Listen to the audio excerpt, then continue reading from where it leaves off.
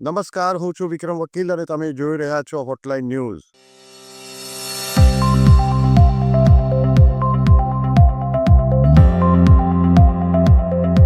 દિલ્હીમાં થયેલા bomb blast પછી એના એક પછી એક પડ ખુલતા જાય છે, જેમ કાંદાના પડ એક પછી એક ખુલે છે એ રીતે. હવે ગઈકાલે ખૂબ જ ચોંકાવનારો ખુલાસો થયો છે કે જે યુનિવર્સિટીમાંથી આ ડૉક્ટરો નોકરી કરતા હતા અને જ્યાંથી આ બધા આતંકવાદી ડૉક્ટરોની ધરપકડ થઈ છે, એ યુનિવર્સિટીના મુખ્ય સંચાલકની ધરપકડ થઈ છે.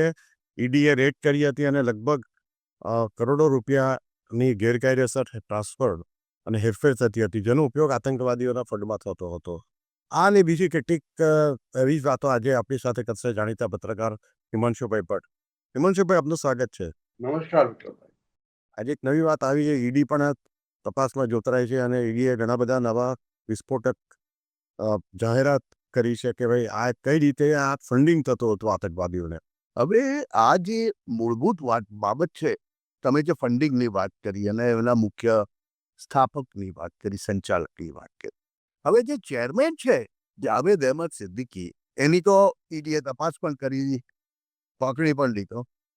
પણ મજાની વાત એ છે કે આમાં હજુ ચેરમેનના બીજા બે લેફ્ટ અને રાઈટ હેન્ડ છે, એ પણ બહાર આવે. એમાં એક તો એનો ભાઈ છે, નાનો ભાઈ, જે 20 વર્ષ સુધી ઈડીની રેડારમાં આવતો નહોતો. એટલે ઘણા લોકો એવા હોય કે જે જાહેર જીવનમાં નહીં આવીને કામ કરે. હવે એવું કહેવાય છે, આ કન્ફર્મ નથી આવતું હજુ, પણ એવું કહેવાય છે કે લગભગ 415 કરોડની ગફલત કરી હોય એવું દેખાય છે. હવે આ ફંડ આવતા હતા, ક્યાંથી ફંડ આવતા હતા? આ ફંડ આવતા હતા વિદેશોમાંથી. શરૂઆતના સમયમાં આ જે ફંડ આવતા હતા તે બધા ફંડ એટલે પાકિસ્તાન, ISI, પછી ત્યાંથી રૂટ થઈને ટર્કી, ને ટર્કીથી રૂટ થાય પાછું પાકિસ્તાન કે દુબઈ, અને ત્યાંથી ભારત આવે, કતાર છે. પણ જ્યાં ભારત સરકારે અમુક વસ્તુઓ ટાઈટ કરી, મોદીની સરકારે, પછી આ ફંડના સોર્સ બદલાયા અને યુકે સ્થિત NGO પાસેથી આ એકેડેમિક ફંડ આવતો. હવે જોજો તમે, યુકે કે યુરોપમાં કે પછી યુએસમાં આ ફંડનું કલેક્શન કરતા હોય, આ ફંડને રીરૂટ કરતા હોય, એટલે ત્યાં તમારો કોઈ ખાસ માણસ ના હોય, એટલે જેમાં સિબલિંગ હોય, એટલે ક્યાં ભાઈ હોય, બેન હોય, કોઈ પિતરાઈ હોય, કાકા કાકી હોય, એમાંનું કોઈક હોવાનો સંભાવના બહુ મોટી વ્યક્ત કરાય છે. કેમ કે તો જ આ વસ્તુ ચાલી શકે. અલ-ફલાહ યુનિવર્સિટી આમ તો છેલ્લા 15-20 વર્ષથી વિક્રમભાઈ આ બધું કામ કરતી હતી, જેહાદીઓ પેદા કરવાની ફેક્ટરી બની ગઈ હતી. આવું કેમ કહી રહ્યો છું, એની પાછળનું એક ચોક્કસ કારણ છે, બહુ ઇન્ટરેસ્ટિંગ કારણ છે. આની સાથે સંકળાયેલું છે કે નહીં એ તો લોકોને નથી ખબર, એ હજુ સુધી નથી કરાયું. પણ જે NIA નું અને ઈડીનું ઇન્વેસ્ટિગેશન છે, પણ તે વસ્તુ સૂચવે છે કે 2008માં અમદાવાદમાં જે શ્રેણીબદ્ધ બોમ્બ વિસ્ફોટો થયા છે ને, એનો મુખ્ય સૂત્રધાર શહેજાદ, એ પણ હરિયાણાની આ અલ-ફલાહ યુનિવર્સિટીમાંથી પહેલા થયેલો. અચ્છા. હું જે આગળની વાત કહી રહ્યો છું કે અલ-ફલાહ યુનિવર્સિટી વર્ષોથી આ જેહાદીઓ પેદા કરવાનું કામ કરે છે, એ માનવાનું કારણ આ છે. સાચા અર્થમાં અલ-ફલાહની આ જે જેહાદી પ્રવૃત્તિઓ, જેહાદી ફેક્ટરીઓ બનાવવાની કામગીરી શરૂ થઈ ને, તે 2020-21માં, અને બહુ મોટા પાયે જેહાદીઓ ભેગા થયા. કોવિડના સમયમાં, કોવિડને કારણે બધી એજન્સીઓ, બધાનું ધ્યાન જ્યારે કોવિડ નામની મહામારીમાંથી દેશને બચાવવામાં હતું, ત્યારે આ લોકોએ આ કૃત્યો કર્યા.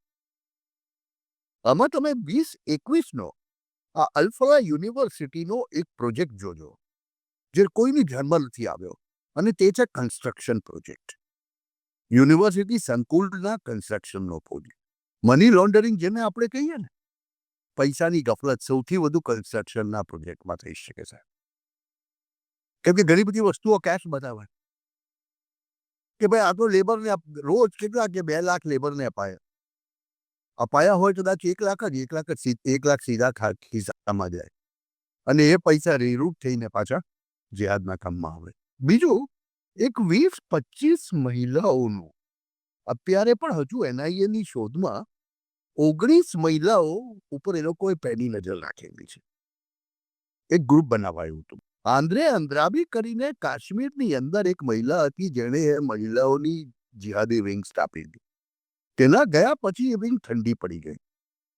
પણ આ વખતે જે ડોક્ટર શાહીના પકડાય ને એ શાહીનાનું કામ જૈશની મહિલા વિંગને પુનર્જીવિત કરવાનું હતું. હવે એ હેઠળ આ જિહાદી ઇન્ડોક્ટ્રિનેશન થતું. બીજી તરફ આ થતું. ત્રીજી તરફ આ મહિલાઓ શું કરતી? આ મહિલાઓ વ્યક્તિગત રીતે જઈને ફાળો ઉઘરાવતી. દરેકને ટાર્ગેટ અપાતો કે તમારે મહિનામાં 3 લાખ ઊભા કરવાના છે, તમારે 5 લાખ ઊભા કરવાના છે. એમ થોડા પૈસા, ભારતના જ પૈસા તમારા લોકો પાસેથી ઉઘરાવેલા કે રસ્તા ઉપર કે આપણે ટ્રેન પકડીને જતા હોય, સ્ટેશન ઉપર 10 છોકરીઓ આવીને ઊભી રહી જાય કે અમારી યુનિવર્સિટી માટે ફાળો આપો, તમે બી 10 રૂપિયા નાખીને આપશો ભાઈ. એ રીતે પૈસા ઉઘરાવે અને લગભગ 25 થી 30 લાખ રૂપિયા એક મહિનાના આ ફંડ કરાવીને હવે આ ભારતીય એજન્સીઓની રેડારમાંથી બચવા આ પૈસા ક્યાં ચેતવતા? They were routed through Turkey to Dubai to back. એટલે NGO ના નેશનની વાત બી આવે છે ને, તે કેટલું પરથી આવતું હોય, પણ ઘણી બધી પૈસા આપણા જ પૈસા, ભારતના જ પૈસા ભારતમાંથી ડિલૂટ થતા. આ બતાવવાનું કારણ હતું એક, અને તે કે જેહાદીઓ ઉપર ભારત બહારના કેટલાક લોકોનો કબજો કરતો. એટલે હેન્ડલર જેને આપણે કહીએ છીએ, તે હેન્ડલરોનું કામ ભારતીયો નહીં, ક્યાં પાકિસ્તાની ISIના કેટલાક લોકો કરતા, ક્યાં તુર્કીના કેટલાક લોકો કરતા. એના એ એક વાત બી ખોલી નાખી છે. જેટલા પકડાયા છે, આ 3 જણા જે બોમ્બ વિસ્ફોટમાં માર્યા ગયા, એ સિવાયના બીજા 2 જણા જે કાશ્મીરથી આવ્યા હતા, અત્યારે બી હજુ કુલ બીજા 13 થી 15 જણાને પકડ્યા છે. લોકો હજુ 15 વોન્ટેડના લિસ્ટ પર છે. બીજી એક ગંભીર માહિતી એ છે, આ બધા લોકો 2021 ની અંદર જઈને તુર્કી એમાં કોઈકને મળ્યા હતા. હવે એ માણસ US નો પ્રોક્લેમ જહાદી, US દ્વારા એને આતંકવાદી જાહેર કરાયેલો છે. એટલે કનેક્શન તો ધીમે ધીમે ખુલતું જ જાય છે. વાત બહુ સ્પષ્ટ બની રહી છે. બીજી એક સૌથી મહત્વની બાબત એ છે કે દર્શકોને કદાચ ખબર નથી, લાલ કિલ્લા ઉપર જ્યારે આ બ્લાસ્ટ થયો લાલ કિલ્લાના એરિયામાં, તે સમયે આપણી એજન્સીઓએ 68 ફોન એવા ફોન નંબર પકડી પાડ્યા છે કે જે ફોન નંબરો પરથી, જેમાંના કેટલાક નંબરો પરથી કેટલીક માહિતીઓ લીક થતી હતી, ઓબ્ઝર્વેશન જતા હતા. કેમ કે આ 68 ફોનો લાલ કિલ્લાની આજુબાજુના વિસ્તારોમાંથી ક્યાં પાકિસ્તાન ક્યાં તુર્કી એમાં ગયા હતા એ સમય દરમિયાન. સાંભળજો આ વાત, ઘટના બની સાંજના 6 વાગે, 6:30 વાગ્યાની. એટલે 6 થી 7ના સમયગાળામાં 68 ભારતીય નંબરો પરથી પાકિસ્તાનની કેટલીક જગ્યાઓએ, તુર્કીની કેટલીક જગ્યાઓએ, વિદેશની એક કતાર જેવી જગ્યાઓએ જનારા ફોનો, જે નંબરો છે તે નંબરોને ચિહ્નિત કરાયા છે. એટલે તાર બહુ મોટા ખુલી ગયા. આની સાથે સાથે હમણાં રિસેન્ટ માહિતી આપું તો છેલ્લા 24 કલાકમાં બીજા 3 ડોક્ટરોને અલ-ફલાહમાંથી પકડવામાં. અલ-ફલાહ યુનિવર્સિટીમાં દર વર્ષે અનઅકાઉન્ટેડલી 400-450 થી 500 કરોડ રૂપિયા આ જેહાદીઓ તૈયાર કરવા માટે વપરાતા હતા છેલ્લા 4 વર્ષથી. 2021 થી શરૂ કરી. એક સેકન્ડ, એક તમને રોકવું જો, પછી આ તમે જે પૈસા ક્યાંથી આવે આપણે આગળ ચર્ચા કરીએ. આજે સવારે એક સોશિયલ મીડિયા પર એક લેખ વાંચતો હતો, તવલીન સિંહ નામના જે પત્રકાર છે એનું, કદાચ યુનિયન એક્સપ્રેસમાંથી એટલે રિપ્રિન્ટ કર્યો હોય. એમાં એમનું એમ કહેવું છે, એ મોટે ભાગે તો બકવાસ લખે છે, પણ આમાં મને એક બે વેલિડ પોઈન્ટ લાગ્યા કે આપણે કાશ્મીરની સ્થિતિ બધું શાંતિ છે, સ્થપાઈ ગઈ છે, 370મી કલમ મોટી બધી કાશ્મીરમાં બધું સલામત થઈ ગયું છે, આતંકવાદીઓ ધીમે ધીમે ઓછા થઈ ગયા છે, એ બધી વાતો ચાલતી હતી, પરંતુ એવું ખરેખર થયું નહોતું. અંદર ખાનેથી તો આ કાશ્મીરના 99%, હું તો માનું છું 100% કાશ્મીરીઓ આતંકવાદને અંદર ખાને સપોર્ટ કરતા હતા અને કરે છે. તો આપણી સરકાર આ બાબતે અંધારામાં રહી એવું કહી શકાય કે પછી ખબર હતી ને કોઈ એક્શન નહીં લીધા? દર્શકોને જ આપણે આ સવાલ પૂછીએ અને એનો લોજિક આપવું. આ જે અલ્ફલામાં બધું થયું ને, ટેરરનું આખું નેટવર્ક પકડાયું, એ નેટવર્ક 2019 પછી જ સ્થપાયેલું નેટવર્ક છે. 19 પછી જ થતું નેટવર્ક છે. આ બાજુ 370ની નાબૂદી થાય છે કાશ્મીરમાં, આ બાજુ અલ્ફલાની અંદર જેહાદની ફેક્ટરી શરૂ થાય છે. જેહાદની ફેક્ટરી કહું છું એનું કારણ છે, અલ્ફલામાંથી પકડાયેલા ડોક્ટરોના 3 પ્રકારના મોડ્યુલ મળ્યા છે. એક મોડ્યુલમાં ખાલી જમ્મુ અને કાશ્મીરના ખાસ કરીને ડોક્ટરો છે. સાંભળજો આ બરાબર. એકમાં ખાલી કાશ્મીરના ડોક્ટરો છે. બીજા મોડેલમાં યુપી અને બિહારના 2-4-5 છૂટપૂટ ડોક્ટરો છે અને 2 પશ્ચિમ બંગાળના છે બીજા મોડ્યુલમાં. જ્યારે ત્રીજા મોડ્યુલમાં આંધ્રપ્રદેશ અને તેલંગાણાના ડોક્ટરો છે.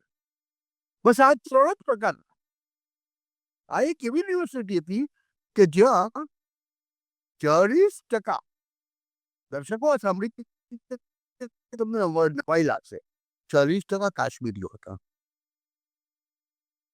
370ની નાબૂદી પછી જે આ કેટલાક કહેવાતા પ્રોપેગેન્ડા ફેલાવવાની કોશિશ કરે છે કે બધું શાંત થઈ ગયું અને બધું આ થઈ ગયું, એકચ્યુઅલી 2019 પછી અંડરગ્રાઉન્ડ રહીને, બિલો ધ રેડાર રહીને બહુ બધા કાશ્મીરીઓએ સતત ભારતને નુકસાન કરવાનું કામ કર્યું છે. અરે હજુ ગઈકાલે સૌથી મહત્વની વાત તો ભૂલી દઉં વિક્રમભાઈ, હજુ કાલે UNCRF લેખ બહાર પાડ્યો છે, જેનો કહેવાનો આશય કંઈક એવો છે કે 6 ડિસેમ્બર જ્યારે પુતિન ભારતમાં આવવાના છે ત્યારે આ ધમાકા કરવાના હતા. સાથે સાથે તેમણે પુતિનનું નામ લીધું, તેમણે બાબરીની વાત કરી છે. ફરીથી બાબરીનો બદલો લેવા કર્યું છે. એટલે જાણે પહેલેથી કવર ફાયર તૈયાર થઈ ગયું હતું. ત્યારે એક એકચ્યુઅલી તો ત્યારે આપવાનો હતો, પણ આ ધમાકો પહેલા થઈ ગયો. પહેલા પણ એક્સિડેન્ટલ નથી થયો. ઉતાવળે થઈને કઈ ન ચારો બચતા જે કરવું પડે, ન છૂટકે કરવું પડે, જેને આપણે કહીએ, એવી રીતે આ ધમાકો કરાયો છે. આજે સવારે NIA ઇન્વેસ્ટિગેશનમાં શોધીને કહ્યું છે કે 3 કલાક લાલ કિલ્લાના પાર્કિંગમાં બેસીને જે આ વ્યક્તિની વાત કરીએ છીએ આપણે, જેહાદીની વાત કરીએ છીએ, તેને શું કર્યું? એને કઈ કાર વોચિંગ તો નથી કર્યું. એને તો ભાઈ સીધી સાદી વાત છે, ત્યાં 1-1.5 કલાકની અંદર તેને આવડે છે તે રીતે બોમ્બને એસેમ્બલ કર્યો, અમોનિયમ નાઇટ્રેટ અને ઉદ્દીપકને એસેમ્બલ કર્યું, અને પછી એટલે it was a suicide bombing, all right. હા, એનો અંજામ એને જ્યારે આપવાનો હતો ત્યારે નહીં આપીને તે પહેલા આપી દીધો. બહુ સિમ્પલ વસ્તુ છે સાહેબ. કઈ પણ વસ્તુ ફંડિંગ વગર થતી નથી. પૈસા તો જોઈએ જ જોઈએ. અને આ પૈસા છેલ્લા કેટલાક વખતથી યુકેના એક NGO પાસેથી અને યુએસના NGO પાસેથી આવતું. હવે એ ફંડિંગ સીધું પણ નહીં આવે. હંમેશા એ ફંડિંગ યુકેના NGO દ્વારા ત્યાં બસતા આ NGOના આ ફાઉન્ડેશનના કોઈના કોઈ માણસને અપાય અને ત્યાંથી તે રૂટ થઈને આવે. એટલે જો કહું છું કે આજે સૈયદ છે તે સૈયદનું કોઈ બહુ નજીકનું એક વ્યક્તિ વિદેશમાં પણ હતું, યુરોપમાં કે US, એના થ્રુ આ પૈસા આવ્યા છે. અને બીજું, મેં જેમ કહ્યું તેમ એનો નાનો ભાઈ કે જે 20 વર્ષથી ઈડીના સકંજાની બહાર હતો અને તે 20 વર્ષ પછી જલાયો છે. ક્યાંથી ખબર છે? હૈદરાબાદ, આંધ્રપ્રદેશ, તેલંગાણામાંથી. એટલે આખી વાત તેલંગાણા આંધ્રપ્રદેશ એક તરફ હરિયાણાની બોર્ડર અને કાશ્મીરને લાગેલો પ્રદેશ, બીજી તરફ ઉત્તરી બિહારના કેટલાક અને ઉત્તરી ઉત્તર પ્રદેશના કેટલાક પ્રદેશો અને પશ્ચિમ બંગાળને લાગતી છે. હવે આમાં સૌથી મહત્વની બાબત એ 3 સ્પોટ ભેગા કરવાના છે. 3 સ્પોટ કયા કયા? તો આ જે આખું મોડ્યુલ બસ થયું છે, હજુ એમાં કેટલાક તાર બાકી છે. એનઆઈએ પોતે કહે છે, પોલીસ ઇન્વેસ્ટિગેટિંગ પોલીસ પોતે કહે છે કે હજુ અમારી પાસે બધું નથી, અમે કેટલુંક શોધીએ છીએ. હજુ એવું મનાય છે કે 15 જણા ગુમ છે. અલ-ફલાહ કોલેજના 15 થી 17 જણા ગુમ છે. જ્યારથી આ ઘટના બની ત્યારથી એમના મોબાઈલ ફોન ઓફ છે, ધરતીમાં સમાઈ ગયા છે આ લોકો. હવે આના 2 કારણ હોઈ શકે વિક્રમભાઈ. એક તો ગભરાઈને માણસ ભાગી જાય, પોતે છુપાઈ જાય, દેખાય જ નહીં. અને બીજું સંપૂર્ણ રીતે આમાં સંડોવાયેલો હોય અને એને ખબર પડી જાય કે હવે મારા તરફ બી રેલો આવવાનો છે, એટલે પોતાનાથી બનતો બધો જ પ્રયત્ન કરીને આરોપ થવાનો પ્રયત્ન. સંડોવાયેલા હોવાની શક્યતા વધારે એટલા માટે છે અંદરથી કે જો નિર્દોષ હોય 1500 નહીં નિર્દોષ હોય એ વ્યક્તિ ગભરાઈને ભાગી નહીં જાય અને મોબાઈલ બંધ ન કરે. એ પોલીસ થ્રુ ઇન્ક્વાયરી આવે તો તપાસ પોલીસ સમક્ષ આવેલી પોતાની આઈડેન્ટિટી આપે, ખુલાસો આપે. એટલે મીન્સ કે ત્યાં 15-17 જણા તમે જે કહો છો ને એ ઇન્વોલ્વ હશે જ એની અંદર, તો જ અંડરગ્રાઉન્ડ થઈ ગયા. નહીં, એ તો બરાબર, એ તો બહુ સિમ્પલ વસ્તુ છે. પણ આ તો હવે પોલીસે હજુ પરમ દિવસે કે ગઈકાલે રાતના જ એક વિડીયો બહાર પાડ્યો. કોનો ખબર છે? એ બોમ્બરનો. હા, ઘટના બની એના થોડા દિવસ પહેલાનો એને રેકોર્ડ કરીને મૂકેલો વિડીયો ભારતીય ઇન્વેસ્ટિગેટિંગ એજન્સીએ બહાર પાડ્યો છે, જેમાં એને કહેતો સાંભળવામાં આવ્યો છે કે આ રીતે બદલો લઈ શકાય પોતાના જીવનું બલિદાન. એટલે કે સુસાઇડ બોમ્બરે પોતાની ડેથ વિશ જાહેર કરી છે. અને એ જ્યારથી બહાર આવ્યો છે ને ત્યારથી આ લિબરલ કબાલના હજા ગગડી ગયા છે મીડિયામાં. એ લોકોનું લડવાનું શરૂ થઈ ગયું છે કે આવું તો કઈ રીતે આમ તો કેમ હોઈ શકે ને, આ તો કેમ બની શકે ને, એ કરવાનું ચાલુ કરે. એક જ ભાષા તમે જોજો, તમે એક જ ભાષા સાહેબ બધા બોલે છે. ચારે તરફ જુઓ. હજુ ગઈકાલે POJK પાકિસ્તાની ઓક્યુપાઈડ કાશ્મીર ના મુખ્ય પ્રધાન જે કહેવાય એ લોકોના, કે વડાપ્રધાન જે કહેવાય, નામ હું ભૂલું છું, એને ગઈકાલે પોતાના ભાષણમાં કહ્યું છે. શું કહ્યું ખબર છે? શું છે? અમે લાલ કિલ્લાથી શરૂ કરીને કાશ્મીર સુધી તમને માર્યા. લાલ કિલ્લાથી શરૂ કરીને કાશ્મીર સુધી. સ્વીકારી લીધું કે લાલ કિલ્લાના બ્લાસ્ટમાં પણ અમારો હાથ છે. હવે આ જે NIA નું ઇન્વેસ્ટિગેશન છે ને એ બહુ ક્રિટિકલ તબક્કામાં છે. હજુ અમુક બાબતોની રાહ જોવાય છે કે એકવાર ખબર પડી ગઈ, એકવાર કન્ફર્મ થઈ ગયું ભારતીય એજન્સીઓ પાસેથી કે આ રીતે આ વસ્તુઓ થઈ હતી. કેમ કે આ વખતે આસિમ મુનીર પાસે એક વસ્તુનો તો એને ખ્યાલ છે કે જો સીધી સંડોવણી નીકળશે પહેલગામની જેમ, તો આ વખતે તો સિંદૂરમાં પડ્યો તેનાથી 10 ગણો માર પડશે. તેને કીધું પણ હતું કે હવે પછીનો હુમલો ઈસ્ટ પાકિસ્તાનથી થશે. બાંગ્લાદેશની એ લોકો ઈસ્ટ પાકિસ્તાન કહેવાનું શરૂ કરી દીધું છે. અને અહીંયા પણ દિલ્હી બોમ્બ બ્લાસ્ટમાં વપરાયેલો અને જે પકડાયો છે 2900 કિલોનો એમોનિયમ નાઇટ્રેટ, એ એમોનિયમ નાઇટ્રેટનો જથ્થો બાંગ્લાદેશી એક જૂથ છે, હરકતુલ અંસાર જેવું કંઈક નામ છે, તેના દ્વારા ભારતમાં ઘુસાડાયો. અને એ શક્ય છે સાહેબ. એનું કારણ તમને કહું. આ જે મોડ્યુલ પકડાયું છે પાછું, તેમાં પણ બિહારના કેટલાક સરહદીય જિલ્લાઓ, પશ્ચિમ બંગાળના 2 સરહદી જિલ્લા અને ઉત્તર પ્રદેશના સરહદી જિલ્લાઓના તબીબોનો સમાવેશ થાય છે. આ એક મોડ્યુલ છે. અમોનિયમ નાઇટ્રેટ એમ કહેવાય છે કે અમોનિયમ નાઇટ્રેટ એ રૂટે બિહાર, ઝારખંડ થઈને દિલ્હી પહોંચ્યું છે. આમ જુઓ તો દિલ્હી લગભગ મધ્યમાં પડશે. અને એકવાર બાંગ્લાદેશી આ હોવાનું પુરવાર થાય પછી ભારત તો પૂર્વમાં પણ મારશે અને પશ્ચિમમાં પણ મારશે. કે પૂર્વથી રેલો ઉડી ગયા પશ્ચિમમાં જશે, વાયા તુર્કીએ જશે. એટલે તુર્કીને પણ માર પડવાની સંભાવના છે અને આનો અસર આપણને દેખાઈ રહ્યા છે. આજકાલ મીડિયામાં કશું નથી આવતું સાહેબ અમુક વસ્તુઓ, પણ જે આપણું 20 કિલોમીટરનું ચિકન નેક કહીએ છીએ ને આપણે બાંગ્લાદેશ સાથેનું, તેની અર્થે પડતેના બીજા 40 કિલોમીટર 60 કિલોમીટરમાં અત્યારે ભારતીય BSF મન ફાવે તે રીતે ફરે છે.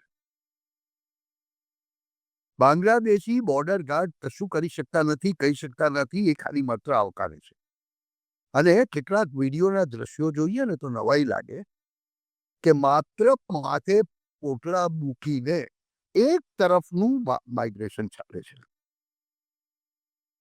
એવું કહેવાય છે કે ભારતની અંદર લગભગ 2 થી 3 કરોડ જેટલા અવૈધ બાંગ્લાદેશીઓ વસેલા છે. એમાંના કેટલાક હજાર કેટલાક લાખ ને ધકેલવાની પ્રક્રિયા ચાલુ છે. ઓફિશિયલી કશું થતું નથી. ભારત તો કંઈ કરતું જ નથી. ભારતનું લશ્કર બાંગ્લાદેશ સામે જઈને લડે એમાં મારી તમારી શાન નથી સાહેબ. કીડા મકોડાને મારવા માટે હાથીનો ના ઉપયોગ કરાય. જે રીતે 47માં સરદાર વલ્લભભાઈ પટેલે હૈદરાબાદ સ્ટેટ રહેવા માટે ભારતીય આર્મીને હૈદરાબાદ પોલીસ, આંધ્રપ્રદેશ પોલીસ બનાવીને મોકલી હતી, એવી રીતે માત્ર પોલીસ એક્શન કાફી છે બાંગ્લાદેશ માટે. એમની પાસે છે શું? બાંગ્લાદેશ પાસે 2 MiG-29 છે, 7-8 જૂના જમાનાના MiG-21 છે. એનાથી લડી શકશે. અને મજાની વાત તો એ કે MiG-29ના સ્પેર પાર્ટ પણ ભારતથી લેવા પડે છે એ લોકોને. બાંગ્લાદેશી આર્મીમાં અત્યારે ડિવિઝન છે. કેટલોક પોર્શન એવો છે બાંગ્લાદેશી આર્મીનો જે ભારત સામે લડવા નથી માંગતો. બાંગ્લાદેશની 40%થી વધુ પ્રજામાં બુદ્ધિજીવીઓ સીધો સવાલ પૂછે છે યુનુસની સરકારને કે તમે આ બધા અટકચાળા તો ભારત સાથે કરો છો, પણ જો ભારત તમાચો મારશે તો તમારું કોણ? એનો જવાબ નથી કોઈની પાસે. પણ એ અટકચાળા કર્યા કરશે અને એ દિવસો બહુ નજીક છે સાહેબ. કેમ કે હજુ આપણું નોટેમ બંગાળના ઉપસાગરમાં ચાલ્યું છે. હવે સાહેબ યુદ્ધાભ્યાસ થતો હોય નૌકાનો, નૌસેનાનો, અને અચાનક કોઈ ટોર્પિડો જીતને ઢાકામાં પડે તો આપણે શું કરવાના? એમાં આપણે તો ખાલી એક ઓફિશિયલ કન્ફર્મેશન જ એ કરીશું ને, ભાઈ ભૂલથી જઈ તો જેવી રીતે એક ખાલી બ્રહ્મોસ ટેસ્ટિંગ કરવા માટે, હું તો કહું છું ટેસ્ટિંગ કરવા માટે જ કહું છું. ભારતીય સેનાએ પાકિસ્તાની સરહદ, પાકિસ્તાની સીમા ઓળંગીને પેલી બાજુ ફેંકી દીધું હતું. એ જોવું હતું ભારતને કે એર ડિફેન્સ કેટલું સક્ષમ છે પાકિસ્તાનનું. અને મિત્રો એક વાત બરાબર સમજ કે જ્યાં સુધી આ અલ્ફલા યુનિવર્સિટી છે કે દિલ્હીનો બોમ્બ બ્લાસ્ટ છે, આ માત્ર વન ઓફ ઘટના નથી. મેં કહ્યું તેમ આપણે જે પહેલા ડોટ્સ કનેક્ટ કરીએ છીએ ને, એમાં 3 ડોટ તમારે જોવા પડે સાહેબ. એક તો 2900 કિલોનો RDX પકડાવવું. બીજું, ગુજરાતમાંથી બાયોલોજિકલ વોરફેર કરીને રાઇસિન જેવું ઝેર કાઢવું. એવી બધા તબીબોનું જ કામ હતું. માર્યો. હા, એમાં શું ભાઈ? હા, એટલે એમાં અરસંઘે એક બહુ ઇન્ટરેસ્ટિંગ નિવેદન આપ્યું છે. જેલમાં કેદી માર્યો ને, કે ભાઈ આતંકવાદી ઉપર ગુસ્સો હતો ને ગુસ્સો કાઢ્યો. વધારે તો હોમ મિનિસ્ટર તરીકે બોલી નહીં શકે, પણ નેચરલી છે.